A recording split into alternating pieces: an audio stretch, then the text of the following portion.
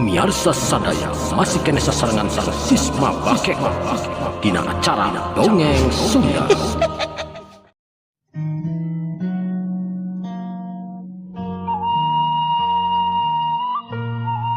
Bismillahirrahmanirrahim. Assalamualaikum warahmatullahi wabarakatuh. Alhamdulillah wa syukurillah mitra-mitra kaum dangu sadayana urang masih kena tiasa patepang dangu deui tiasa sasarangan di soksana semung di Jomantara ngalangkungan channel Sisma Bakekok. Alhamdulillah tina dinten ayeuna urang teraskeun hanca anu ka 52 na tina jejer Si Peloy karya Carsun Bakekok. Mudah-mudahan kayana ieu acara dongeng teh sing ngajantenkeun panglipur kalbu panggeberahmana hiburan kanggo mitra-mitra sadayana di mana wae ayana di suklakna, di siklukna, di sami-sami mika cinta tur mika resep kana seni budaya Sunda. Etang-etang ngamumule seni urang, seni tradisional Sundanya. Kami teu urang dimumule pada kusaha deui ya. Urang sebagai orang urang Sunda anu memang sakedah ngamumule budaya urang sorangan, budaya Sunda. Ya tawis nanya pertos dongeng Sunda. Mitra-mitra pribadi saking nganuhunkeun pisan kasadayana anu sok biasa mararanco anu tos masihan dukungan anak kana channel Sisma Bakekok ieu atuhku anu teu acan ngadukung mangga dukung klik tombol like subscribe supados channel ieu tetep aya tur biasa masih hiburan-hiburan anu langkung saeutik kanggo para wargi sadayana nya. Atur nuhun oge kasadayana terus biasa mararanco sok kantosan hadirna ieu dongeng anu sok biasa tabu setiap tabu 10 atau napi setengah 11 ieu dongeng teh anu terbaru mulai hadir dinya anu paling engalna gitu. Mitra-mitra mangga atuh urang dilajengkeun kumwe kanggo kasadayana nya wargi-wargi di mana wae ayana moal diwiji-wiji supados teh nyangklong tinggal waktos mangga urang dilajengkeun bae dongeng Sunda teh dilujengan rung.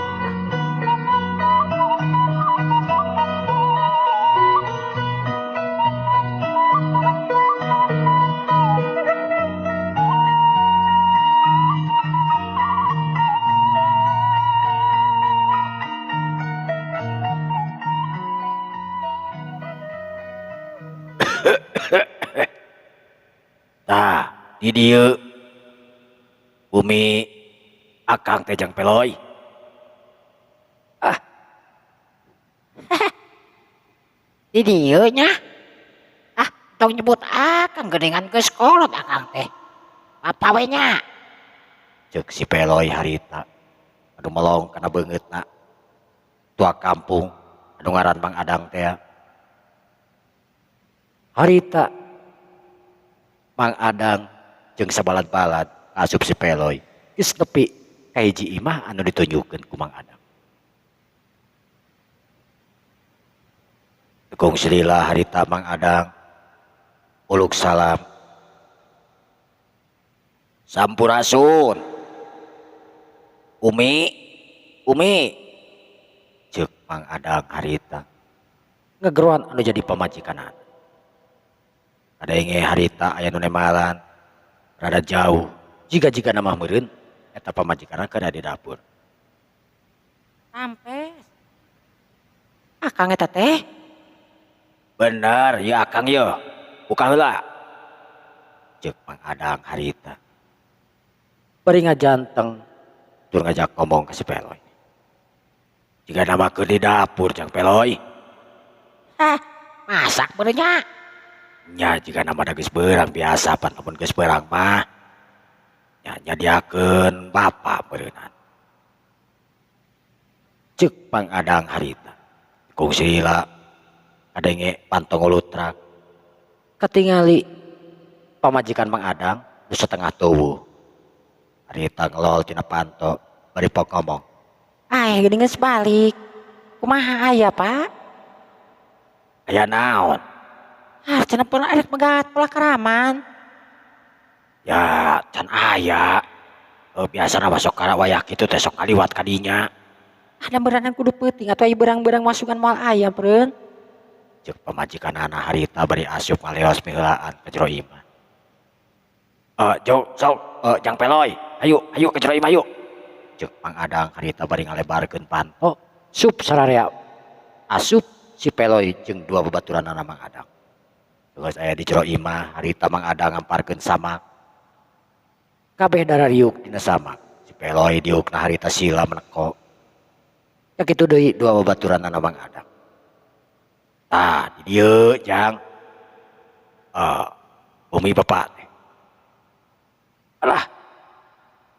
Geuningan bumi bapak teh mah biasa gede kieu nya. Cek si Peloy harita. Nya eta.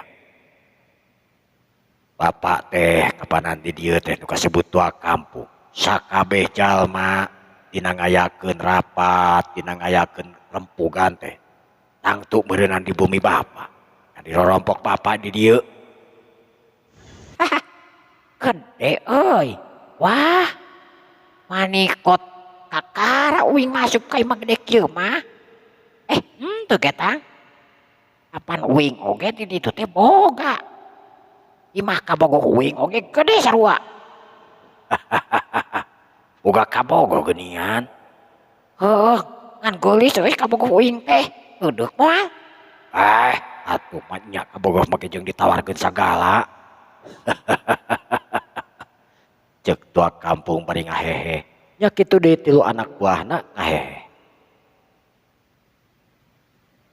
Harita tekung Slila pamajikanana datang. Bari ngeubaki anu dieusi ku cai kopi jeung cinteh. Cinteh mah khusus yang salakina nyaeta Mang Adang anu memang resep kana cai teh. Sedangkeun kopi anu tilu mah geus dipastikeun eta mah jang si Peloy katut dua anak buah salakina. Sok cep ieu. Duh. Kopi heula sok. Duh. Nuhun atuh ya. Kopina uing teu puguh hayang. Kita tadi uing teh haus ya. Duh hayang nginum. Cek si Peloy harita. Bari eta kopi anu dina baki keneh teh dicokot ti piheulaan. Teu puguh we sararea melong ka si Peloy. Sabab kakara ningali kalakuan si Peloy anu ceuk pikiran teh sopan. Barang harita si Peloy nyokot kopi indung atanapi pamajikanana Mang Adang neuteub seukeut ka si Peloy meureunna dina hatena nanya. Betnaha jelema teh kitu meureun kitu. Kopi langsung dicokot ku si Peloy. Uing maek teh heula euy dong nginumna ieu. Haus pokona mah. Haus. Cek si Peloy harita. Eta kopi anu ngebulkeun teh ku si Peloy harita diinum bangun anu inum cai tiis we sugan aya kumaha sugan ditiupan kopi nepi ka beak harita tinggal dedekna. Atuh puguh we anu duaan calangap ningali kalakuan si Peloy kawas kitu. Kaasup tua kampung nyaeta Mang Adang jeung anu jadi pamajikanana bengong ningali kalakuan si Peloy anu memang nginum cai panas nu kakaracun jika nginum anu cai tiis. Apanan? Apanan eta teh panas. Cek indung nepi cek pamajikanana Mang Adang gugup. Nya Jang Peloy eta teh geuningan saep sadayana kitu. Uing haus kapanan? Cek si Peloy harita teh kireum-kireum ngomongna teh. Bari ngareret ka Mang Adang. Duh, bade ninyu deui Jang Peloy. Cek pamajikanana harita gugup. Nya tuh pang ninyukeun deui ieu. Aduh karunya Jang Peloy kieu mah. Indungna harita buru-buru atarapi lain indungna mitra-mitra aduh punten. Pamajikanana Mang Adang harita buru-buru ngaleos deui init ka dapur bangun rurusuhan terus nyieun deui cai jang si Peloy ayeuna mah ganti kana caina anu gede atarapi wadahna anu gede. Kung Slila pamajikanana Mang Adang geus balik deui bari dina hatena ngomong. Aneh. Cai teh di teh menikot panas atuh da. Make jeung langsung diinum kitu jeung teu naon deui sika nginum citiis wae. Nasaha atuh teh? Cek pamajikanana Mang Adang harita.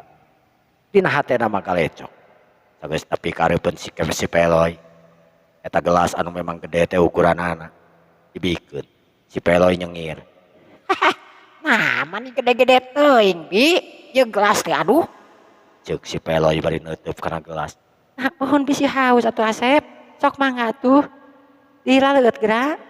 Ceuk si Bibi harita eta pamajikan Mang Adam. Si Bibi diuk pok nanya ka salakina. Bapana, ari ieu teh saha teh ya kitu? Ya tanya we atuh da teu jauh.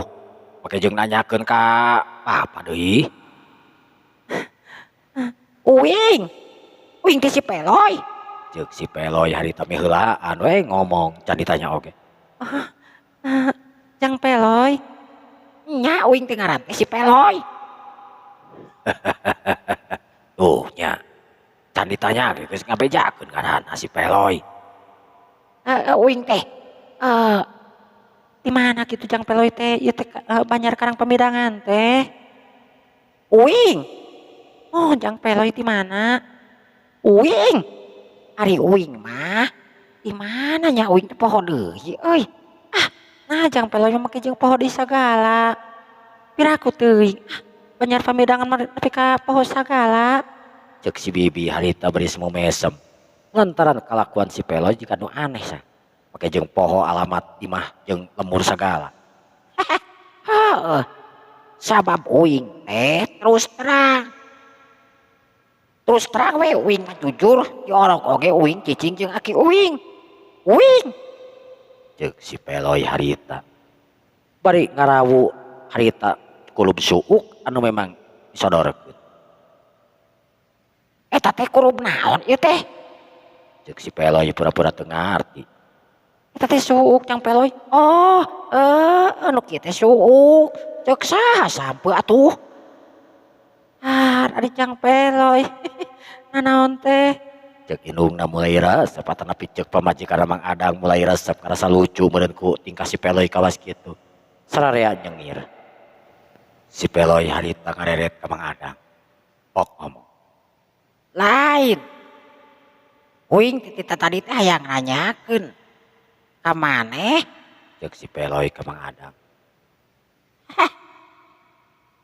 Emang nen urek ditanyakeun ka kuring teh naon Jang Peloy? Cenah. Maneh teh sok megatan Parakaraman geus pernah papanggih eta teh? Ari panggih mah acan Bu. Terus kumaha? Emang sok sering anu ka dieu? Ya puguh mata kuring kesel oge. Mata poe tadi mah kuring nyeun inisiatif we. Rek pegat di leuweung eta. Da biasana jalana ka dinya. Memang ari datangna sok wayah kumaha? Taratang tuh sih sebenarnya mah kadang beurang. Kadang peuting. Oh. Geus pernah papanggih eta jeung Parakaraman teh? Ai panggih mah pernah. Samalah tarung oge pernah kapanan akang. Bapak teh. Saha nu meunang? Ari nu meunang mah nya ceuk Mang Adang harita bari ngareret ka anak buahna. Pok anak buahna harita pangjawabkeun. Ya ari nu kenging mah dina masalah tarung mah nya tangtuna we Parakaraman atuh Den. Parakaraman? Eta geuning atuh make jeung wanian megat di dinya. Kumaha lamun Parakaramanana leuwih ti 5. Ya, kuring mah sebenarnya mah megat we, hungkul. Dari gelut mah memang teu wani. Nah geuning ai tadi kawing wani. Maneh we katinggal dina sorangan. Mentak Mang Wani mentak Akang Wani teh. Kitu. Ceuk si Peloy harita bari nyokot deui kana suuk. Ari Jang Peloy teh nu sabenerna arek ka mana atuh ieu teh? Neangan ki Baratasena cenah lain. Memang heueuh uing teh neangan ki Baratasena. Ari ki Baratasena teh sakanyaho kuring anu memang kadenge eta oge ceuk beja. Samalah memang anu tadi disebutkeun teh kapanan. Aya anak Ki Baratasena sarua manehna oge keur neangan anu jadi bapakna teh apanan. Anu ngaran Andini teh ya. Benar, anu ngaran Andini teh. Geus teu mang ngaran Andini teh. Ih, samarukan atuh. Lamun mang ora keneh mah da. Nya lamun mangora keneh mah da boting daekeun boting moal. Cek pamajikanana harita potong omongan salakina. Naon make jeung sakala teh. Atuh da mani sing serius ari ngomong teh make jeung mun mangora keneh memang namun ngaran kumaha kitu. Ya tuh. Mani geus aki-aki teh. Cek pamajikanana amarah anu jadi salakina beri kuraweun. Imuru aja euy. Teuing. Geus sangka nya. Cek si Peloy harita beri nyengir. Nya da si akang ieu mah kitu dang yang Peloy dah entak oge. Cek pamajikanana amekeun keneh anu jadi salakina pedah. Ngomongna ka dieu alantur ka ditu ka dieu. Heeh. Terusna kumaha teh cenah si Andini teh leumpang narik ka mana cenah tujuanana? Ya ari nyebut nama rek ka ujung kulon cenah. Das eta mah pangartina Jang Peloy. Kumaha kitu? Kapanan pas waktu harita ka dieu teh kabeneran. Aya hiji jajaka. Anu ngaranna cenah mah Kibaron eta jajaka teh. Terus Kibaron jeung si Andini teh saha teh ya? Pas keur Andini teh di warung keur ngopi tah. Di warung nya keur barang dahar. Datang hiji pamuda. Anu ngaku-ngaku ngaranna teh cenah Kibaron. Tapi eta pamuda teh meureunna ningali tangtungan awewe anu sakitu geulis. Ya meureunan kabita. Sacara dihaja eta Andini anu keur barang dahar teh ku si Baron teh dicabak we tah kocapna mah leungeunna tah dikeupel. Nya tangtuna meureunnan eta Neng Andini teh beungeun lamun dicabak model kitu mah. Nu antukna di dinya barea omong nya kocapna mah tarung we tah. Terus nu meunang saha? Jelas anu meunang teh nyaeta Neng Andini. Pangartina Jang Peloy. Mama mah kakara ningali boga anu awewe boga pangarti anu kacepetanana luar biasa tuh. Oh. Jadi kagak sakti we meureunnya si Andini teh. Hayang papa gi uing kawas kumaha eta tangtunganana. Wah pokona mah Jang eta nu ngaran bodina. Lah, make jeung body sagala rupa menikot sagala diteuteub teh ya. Mani beureunan keur aya ge beureunan neuteub teh ngiceup-ngiceupnya. Ceuk pamajikanana harita motong deui wae. Kana omongan salakina anu rek ngajelaskeun. Ieu mah ngajelaskeun. Geus teu kudu dijelaskeun anu karatuna mah bejakeun we geulis we kitu geus. Ceuk pamajikanana bari nyamotrot deui wae kana jadi salakina. Heeh lah uing geus ngarti pasti geulis eta teh ngaran Andini mah. Si Peloy harita ngaragangan kana jadi salaki jeung pamajikan anu cekcok wae. Lamun ngadengekeun Mang Adang muji ka Andini. Geus kitu waktu beuki nyereleng. Kayaan beuki sore. Nu antuk nama beurang geus diganti ku peuting kaayaan poek di luar. Maklum di kampung zaman baheula meureun can aya listrik nanaon kayaan di luar harita poek mongkleng. Imah-imah harita geus tarutup. Eueuh nu muka saurang-urang acan. Eueuh anu ngulampreng saurang oge jalma. Kulantaran nyaho warga di dinya. Yen sok sieun papanggih jeung para karaman anu rek niat jahat ka kampung di dinya ngaranyah jeung sajabat. Matak lamun datang peuting geus pasti eta kampung teh jempling ibarat kaangkat katinca nu kadenge teh kur tibah sora papaes we jeung gaang harita teh sakali-kali kadenge sora bangkong di sawah ting rogodot ari si Peloy jeung Mang Adang atut dua babaturanana Mang Adang geus ngagaloler encan ari sarare mah ngan cenah ngarasa capek we beurang lantaran tos gawe bari jeung lelempangan jeung Mang Adang. Pok harita Mang Adang ngomong ka si Peloy. Jang Peloy. Lamun arek sare atuh di kamar itu we nu panghareupeuna tuh. Nah, jarang dipake sih. Memang ari tua kampung teh boga budak itu. Ari budak mah boga. Kan pedah di dieu dibawa wakina bari diajar ngaji di ditu teh. Gitu. Oh, awewe. Awewe remajeuna remaja. Nya meureunnan lamun ieu mah aya kana umur 17-18 tahunan lah. Oh, gitu. Cek si Peloy harita bari ungut-ungutan. Waktu beuki nyerelek beuki peuting wae. Awak karasa tiis. Bangun-bangun rek hujan. Ketingali di sisi lemur. Aya nu tinggal rajleng.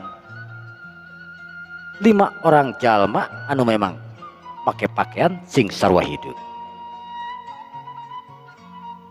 Pok salah saurang kadenge bari eureun ka babaturan.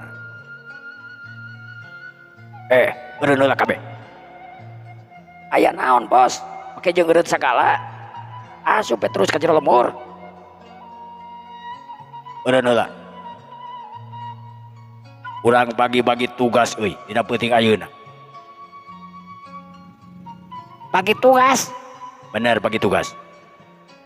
Anu duaan maneh kabelah wetan. Sedangkeun kami jeung sabalan-balan arek asup ka jero lemur. Siap, namun kitu mah. Jika nama dina peuting ayeuna teh urang bakal hasil gede euy. Sabab nurutkeun jadwal anu sok biasa. Ayeuna urang teu ka dieu teh geus aya kana 2 bulan. Anu tangtuna geus mararanen teh mah. Geus marareuh beuy pokona mah. Tatanen-tatanena. Pasti ayeuna loba harta karun ieu. Ceuk eta jalma. Anu tetela geuningan eta palakaraman anu rek karanyah ka eta kampung. Sing sararea kabehanana mararake baju warna hideung. Calana jeung baju warna hideung. Ari sirahna make tararekos. Ayeuna ini ayeuna we. Ini ayeuna teh. Ini ayeuna rek iraha deui atuh. Mah mungkin isu kan. Ayo, ini. Cek eta pamimpinna jigan. Ring atuh nu duaan harita init ninggalkeun eta pitempatan. Ting salingker dinu poe. Saban imah ditoong. Ningalian imah anu memang meuhpeuy jeung jelemana sarare. Ari eta nu tiluan harita init ke tengah kampung. Barang harita nepi kana imah anu gede. Eta nu tiluan teh reg eureun. Pamimpinna harita kalieu ka babaturanna.